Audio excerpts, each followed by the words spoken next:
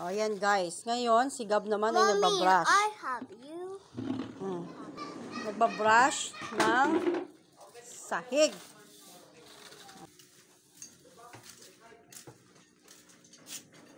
Be careful.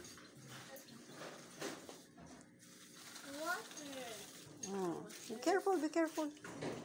Oh,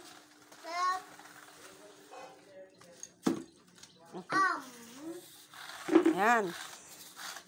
Dapat turuan nyo yung mga anak nyo maglinis. Hindi pwede yung mga bata, kagaya ng mga makabagong bata, na babad lang sa TV. Yan. Dapat marunong din maglinis.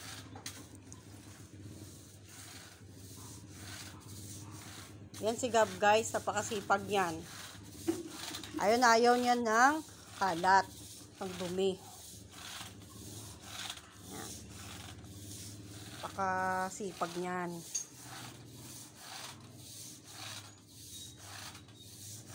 Kaya mga nanay, para maging responsable yung mga anak, turuan nyo silang maglinis at maging responsable.